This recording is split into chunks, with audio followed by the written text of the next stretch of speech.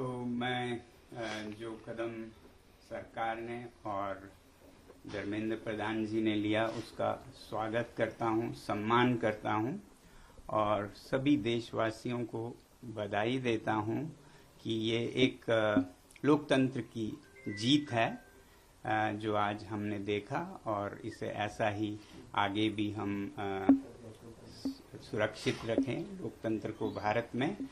और देश की युवा पीढ़ी को मैं बधाई देना चाहता हूं और धन्यवाद देना चाहता हूं सीजेपी के हमारे टीम और भाइयों और बहनों को जिन्होंने ये मुद्दा उठाया सबसे पहले, और जो वॉलंटियर्स जिन्होंने उनका साथ निभाया, जो देश भर से छात्र और युवक और बड़े बूढ़े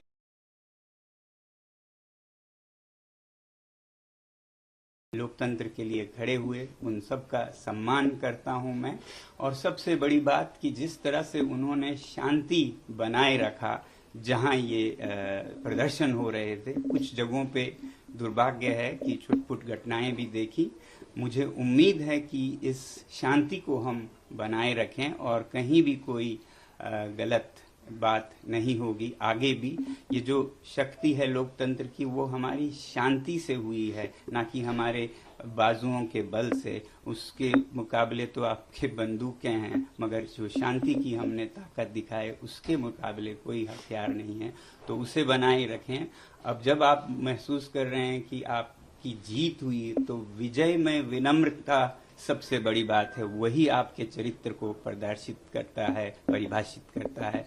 तो अब जब इस आंदोलन को जरूरत पड़े और कुछ आगे लेना हो या फिर अभी रोकना हो, जो भी करें बहुत ही शांति से करें। मैं ये उम्मीद करता हूं कि एक तरफ जब जवाबदेही हमें मिली इस बार की, तो अब सुधार पर काम करने की जरूरत है। केवल एक इस्तीफा से, रेजिग्नेशन से राष्ट्र नहीं बनता है। तो शिक्षा में सुधार हो, इस पर भी आगे काम हो। मुझे पूरी उम्मीद है जिस उदारता से सरकार ने ये कदम ली है वो इसमें अब सुधार के कार्यों में भी जुड़ेगी। सुधार सिर्फ शिक्षा में नहीं बल्कि शासन में भी मेरी उम्मीद है कि अब से देश चलाने का तरीका जरा बदलेगा। जहां भय है वो नहीं बल्कि प्यार मोहब्बत से देश को चलाया जाएगा और अन्याय न होकर सत्य के रास्ते पे चलाया जाएगा। और वैसे ही जहां कहीं भी जिस रूप में भी भ्रष्टाचार है उसे हटाया जाएगा और सच्चाई के रास्ते पे एक भारत देश के लिए और विदेशों के लिए भी एक उदाहरण बनेगा, सच में विश्व गुरु बनेगा। ऐसी मेरी आशा है कि ये एक नया भारत की शुरुआत होगी। मैं उम्मीद करता हूं सरकार से कि इस बदलाव के साथ ही बहुत से और बदलाव भी लाएंगे शासन चलाने के तरीकों में भी। अब क्योंकि मैं लद्दाख से हूं और एक पर्यावरण कर्मी हूं, एनवायरमेंटलिस्ट हूं, तो मैं उम्मीद करूंगा सरकार के से कि जो लद्दाख के पहाड़ों को संरक्षित करने की, वहां के लोगों को लोकतंत्र देने की प्रक्रिया चली है, उसे भी बिल्कुल ईमानदारी से चलाया जाए।